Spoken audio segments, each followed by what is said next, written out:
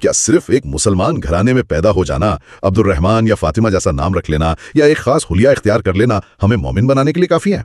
सवाल तो बहुत अहम है, और सच पूछे तो ये चीजें शायद हमें ठीक से मुसलमान कहलाने का हकदार भी ना बनाए। मोमिन बनना तो बहुत दूर की बात है। तो आज हम जरा इसी पर बात करेंगे कि कुरान एक विरासती शिनाख्त और एक शऊरी ईमान में क्या फर्क बताता है। और इस मामले में कुरान का मेयार तो बिल्कुल साफ और दो टोक है। देखें, असल इज्जत किसी खानदान या नाम में नहीं बल्कि सिर्फ तकवा में है। यानी सूरह हुजरात की वो आयत? जी बिल्कुल, सूरह हुजरात आयत 13, जिसमें फरमाया इन्ना अक्रमकुम इंदल्लाहि अत्काकुम, यानी बेशक तुम में अल्लाह के नजदीक सबसे ज्यादा इज्जत वाला वो है जो तुम में सबसे ज्यादा परहेजगार है। तो अल्लाह के यहाँ करेंसी जाहिरी लेबल नहीं बल्कि दिल की कैफियत है। बिल्कुल, और ये दिल की कैफियत वाली बात बहुत अहम है। हम इसलिए कि कुरान तो हमें बताता है कि इंसान की जो डिफॉल्ट हालत है वो तो खसारे की है। सही कहा, सूरतुल अस्र को ही देख लें, जमाने की कसम खाकर कहा गया कि यकीनन इंसान खसारे में है।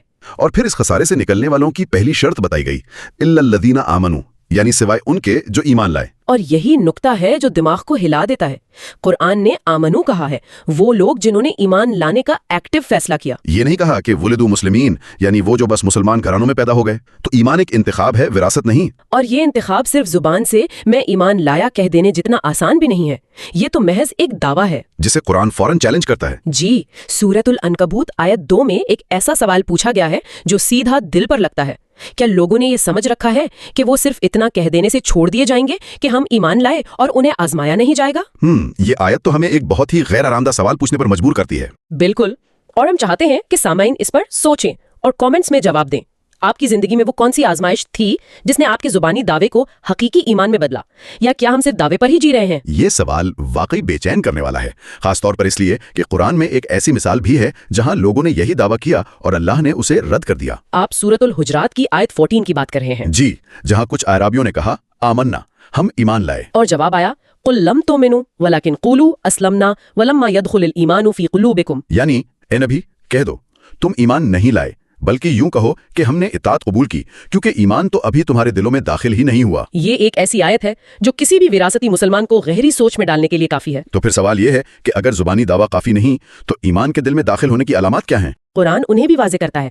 देखिए, ये कोई खुश्क कैफियत नहीं है। सूरतुल अनफाल की आयत 2 में हकीकी मोमिन की तारीफ यूं है, मोमिन तो वो है कि जब अल्लाह का जिक्र किया जाता है तो उनके दिल दहल जाते हैं, और जब उन पर उसकी आयत तिलावत की जाती हैं तो वो उनके ईमान को और बढ़ा देती हैं। इसी तरह सूरतुल मायदा आयत 83 में है कि जब वो हक को पहचान लेते हैं तो तुम देखते हो कि उनकी आंखें आंसुओं से बहने लगती हैं। यानी ईमान एक इल्मी और कल्बी तजुर्बा है जिसके असरात नजर आते हैं। लेकिन यहाँ एक सवाल पैदा होता है, ये कैफियत दिल का दहलना, आंसू बहना किसी ऐसे शख्स पर कैसे तारी हो सकती है जो कुरान के अल्फाज को समझता ही नहीं? आपने बिल्कुल सही नुक्ता उठाया, यही तो असल बात है। ये कैफियत बगैर समझे पैदा हो ही नहीं सकती। तो क्या सिर्फ खूबसूरत तिलावत सुन लेना काफी है? नहीं, इसीलिए तो कुरान खुद झुंझोड़ कर पूछता है सूरह मोहम्मद आयत 24 में, अफला यतदब्बरून अल-कुरआन अम अला कुलूबिन अक़फ़ालुहा। तो क्या ये लोग कुरान में गौर व फिक्र नहीं करते या उनके दिलों पर ताले लग गए हैं? बिल्कुल, कुरान को समझे बगैर पढ़ना तो दिल पर ताला लगने के बराबर है। मोमिन वो है जिसके दिल में कुरान उतरे। यानी सारा मामला समझने और शऊरी फैसले का है, और ऐसा लगता है कि अल्लाह ताला खुद ये दावत दे रहे हैं। जी, बार बार दावत दे रहे हैं, जैसे कोई मोहब्बत से पुकारा हो। सूरह अल-कमर में 4 मरतबा एक ही आयत दोहराई गई है, आयात 17, 22, 32 और 40 में। जी, वलक़द यस्सरना अल-कुरआन लिज़्ज़िक्रि फ़हल मिन मुद्दकिर। और बेशक हमने कुरान को नसीहत के लिए आसान कर दिया है, तो है कोई नसीहत कबूल करने वाला? ये तकरार एक जाती दावत है हर सुनने वाले के लिए कि आओ समझो और फिर ईमान लाने का फैसला करो। तो ईमान एक जिंदा धड़कती हुई कैफियत है, कोई खुश्क फलसफा नहीं। मुझे हमेशा लगता था कि ईमान एक मंजिल है, आप या तो वहां हैं या नहीं हैं, लेकिन ये आयत तो इसे एक सफर की तरह पेश कर रही है, एक ऐसा अमल जो मुसलसल जारी रहता है। आपने बिल्कुल सही नतीजा निकाला।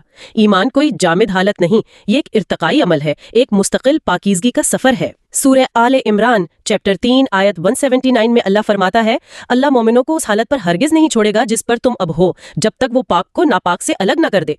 यानी अल्लाह खुद हालात पैदा करके सच्चे और झूठे दावेदारों को अलग कर देता है।